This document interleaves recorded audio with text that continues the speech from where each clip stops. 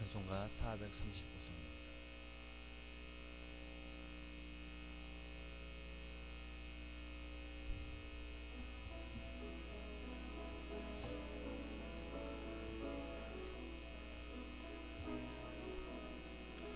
나의 영원하신 기여 생명보다 귀하다. 나의 갈 길 다가도록 나와 동행하소서. 주께로 가까이 주께로 가오니 나의 갈 길 다가도록 나와 동행하소서. 세상 북이라니함과 모든 명예 버리고 험한 길을 가는 동안 나와 동행하소서. 주께로 가까이 주께로 가오니 나의 갈 길 다가도록 나와 동행하소서. 거둔 골짝 지나가며 험한 바다 건너서 천국 문에 이르도록 나와 동행하소서. 주께로 가까이 주께로 가오니 나의 갈 길 다가도록 나와 동행하소서. 아멘. 이 시간 사도신경으로 저희들 신앙 고백을 드리겠습니다.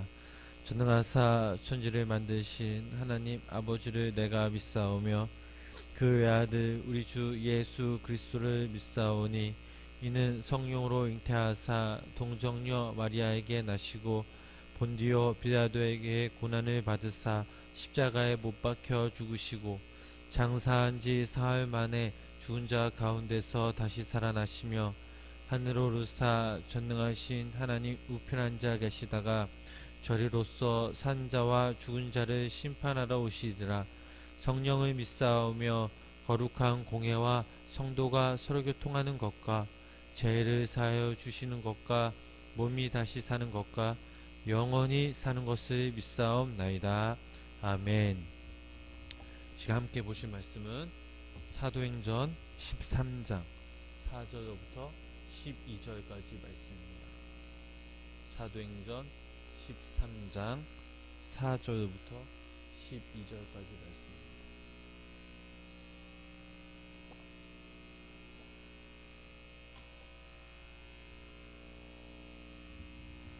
제가 한 절 읽고 여러분 한 절 읽으시고 마지막 12절은 함께 다 같이 읽으시겠습니다.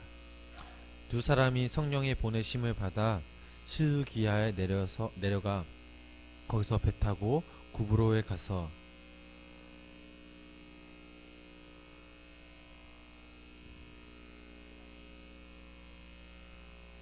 온 섬 가운데로 지나서 바보에 이르러 바예수라 하는 유대인 거짓 선지자인 마술사를 만나니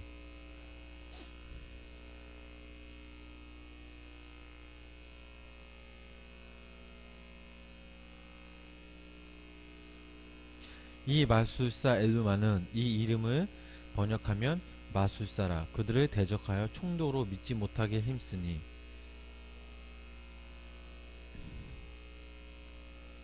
이르되 모든 거짓과 악행이 가득한 자요 마귀의 자식이요 모든 의의 원수요 주의 바른 길을 굽게 하기를 그치지 아니하겠느냐.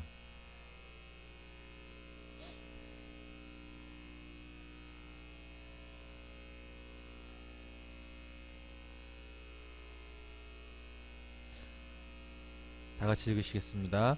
이에 총독이 그렇게 된 것을 보고 믿으며 주의 가르치심을 놀랍게 여기니라. 아멘. 시간 하나님의 귀한 은혜와 사랑이 여기 모인 우리 성도님들에게 간절히 임하시길 주님의 이름으로 축원합니다.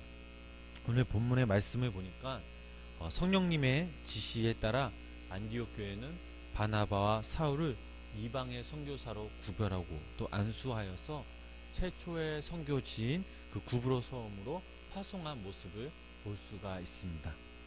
사도행전 전반부 부분에 나오는 그 예루살렘 교회가 유대 지역을 중심으로 전도하였다면 이 안디옥 교회는 이방 선교 또 세계 선교를 기점으로 전도하였습니다. 우리 5절 말씀 함께 읽어보시겠습니다. 사람에 이르러 하나님의 말씀을 유대인의 여러 회당에서 전할세 요한을 수행원으로 두었더라. 아멘. 구브로가 최초의 선교지가 된 이유는 바나바가 구브로 출신이었고 또 안디옥 교회 설립자 중 이 구브로 사람들이 있었기 때문입니다.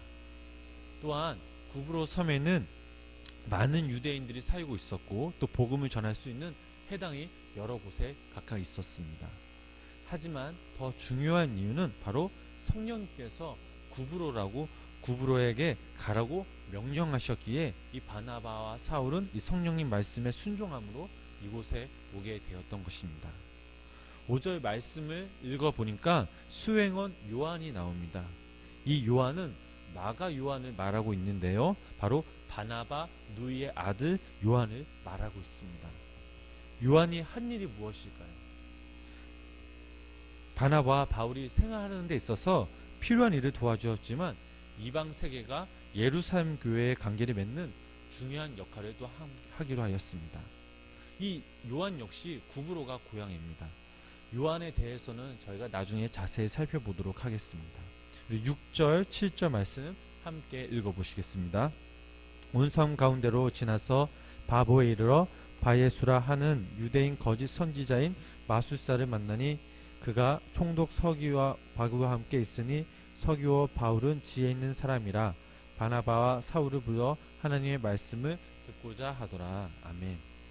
살라미에서 말씀을 전한 바나바와 바울은 이 바보의 곳에 이르러 그곳에서 복음을 전하였습니다. 바보에는 구브로 섬을 통치하는 그 노막 총독의 간저가 있었고 그 당시 총독은 서기오 바울이었습니다. 또한 그곳에서 유대인 마술사 바예수를 만났는데 이는 그 총독의 최측근이기도 하였습니다. 마술사라 번역된 이 헬라어의 뜻은 일종의 무당 또는 점쟁이라는 뜻을 가지고 있었는데 이를테면 바예수는 마술을 하면서 점을 치는 점쟁이이기도 하였습니다. 말씀을 보니까 이 거짓 선지자라고 이렇게 부르고 있습니다. 스스로 자칭 바예수라고 불렀는데 이 바예수는 여호수아의 아들이라는 뜻을 가지고 있습니다. 스스로 구원의 아들, 스스로 구원자의 예수를 사칭하던 사람이었습니다. 7절 말씀 이 후반부를 읽어보면 총독 서기오 바울은 바나바와 이 사울에 대한 이 소문이 들었기에 그들을 불러서 하나님의 말씀을 듣고 싶어 하였습니다. 이 사람은 지혜로운 사람으로 기록되어 있는데 이것은 이해력이 있는 또 현명한 뜻도 동시에 가지고 있었습니다. 그러나 하나님을 경외하는 지혜가 아니었습니다. 왜냐하면 그 당시에는 여러 가지 잡신을 섬기는 다신사회였고 구브로 지역 역시 마찬가지였기에 총독 서기오 바울은 호기심에 듣고 싶어한 것이었습니다.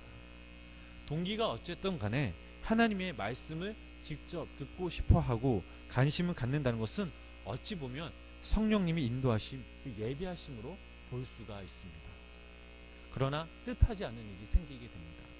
다 같이 8절 말씀을 함께 읽어보시겠습니다. 이 마술사는 엘루마는 이 이름을 번역하면 마술사라 그들을 대적하여 총독으로 믿지 못하게 힘쓰니. 아멘. 뜻하지 않은 일이란 거짓 선지자 바예수였습니다. 그는 엘루마란 또 다른 이름을 가지고 있었습니다. 이 거짓 선지자 바예수가 바나바와 바울이 전하는 그 하나님의 말씀을 믿지 못하도록 힘써 방해했다는 것입니다. 그 이유는 총독 서기오 바울이 하나님을 믿으면 자신의 거짓이 드러나기 때문입니다. 자기가 총독에게 받고 있는 그 많은 대접과 높임을 받을 수 없기 때문입니다. 그래서 어떻게 하든지 총독이 하나님을 믿지 못하게 하려고 여러 가지 수단과 방법을 써서 이 바나바와 이 사울을 방해한 것입니다. 바예수는 총독 옆에서 이 총독을 보좌하지만 진정 그를 사랑하지 않았습니다. 그의 영혼, 그 자신의 유익을 위해서 단지 총독을 이용하려고 했던 사람입니다. 우리의 일상생활에서도, 우리의 신앙생활에서도 누군가가 예수님을 믿고 싶어하거나 또 영접하게 되면 마귀는 영접하는 사람뿐만 아니라 인도하는 사람에게까지 가서 방해를 하게 됩니다. 하나님을 믿는 그 믿음의 사람들에게 온갖 수단과 방법을 써서 방해하는데 저희 또한 이 마귀와 싸움에서 승리하시기를 소망합니다. 우리 9절 12절 말씀 마지막으로 함께 읽어보시겠습니다. 바울이라고 하는 사울이 성령에 충만하여 그를 주목하고 이르되 모든 거짓과 악행이 가득한 자요 마귀의 자식이요 모든 의의 원수여 주의 바른 길을 굽게 하기를 그치지 아니하겠느냐. 보라 이제 주의 손이 내 위에 있으니 내가 맹인이 되어 얼마 동안 해를 보지 못하리라 하니 즉시 안개와 어둠이 그를 덮어 인도할 사람을 두루 구하는지라. 이에 총독이 그렇게 된 것을 보고 믿으며 주의 가르치심을 놀랍게 여기니라. 아멘.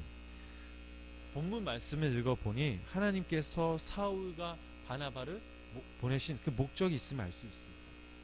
이 바울은 바예수에게 모든 거짓과 악행이 가득한 자, 마귀의 자식, 모든 의의 원수여 주의 바른 길을 굽게 하기를 그치지 아니하겠느냐. 내가 맹인이 되어서 얼마 동안 해를 보지 못하리라 라고 이렇게 바예수에게 바예수를 정체를 폭로하면서 바예수를 비난하였습니다. 사울이 이렇게 말할 수 있었게 된 것은 바로 성령 충만하였기 때문입니다. 사울과 바나바가 이곳에 온 것도 그들의 개인적인 목적이 온 것으로 아니라 주님이 이끄시고 성령님께서 인도하셔서 바로 이곳에 오게 된 것이었습니다. 바예수는 예수의 아들도 불렀지만 예수의 아들이 아닌 그는 마귀의 자식이었으며 악행으로 가득 찬 사람이었습니다.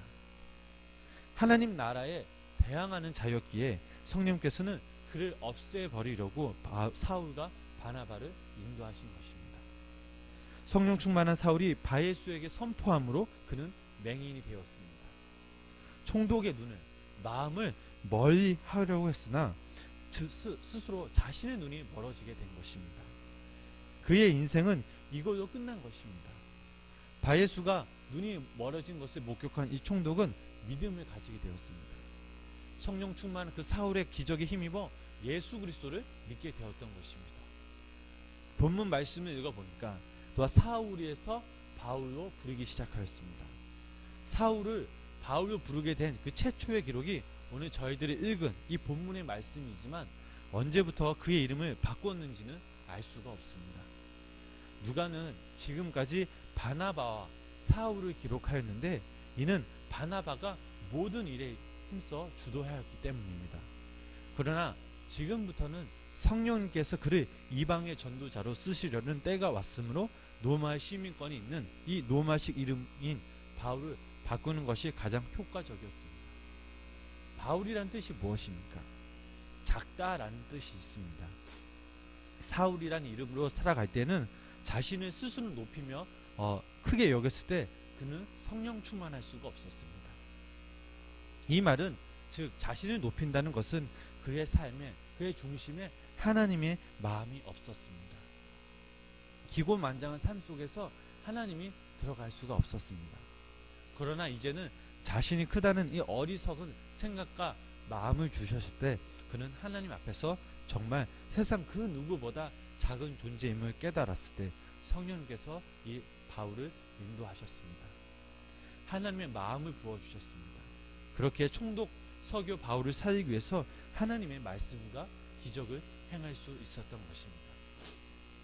사랑하는 성도님 여러분, 성령님께서 임하시면 하나님의 마음에 우리 마음 속에 우리 삶 속에 임하시는 사실은 우리가 주님 품 속에 거한다는 사실입니다.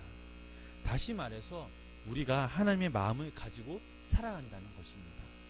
세상을 살아가다 보면 우리의 힘으로 우리의 능력으로 살아갈 수 없음을 고백합니다. 성령께서 우리에게 임하실 때 우리의 힘과 능력이 아닌 그 예수 그리스도의 힘으로 살아갈 때 이길 수 있는 힘을 주실 수 있음을 믿으시기를 소망합니다.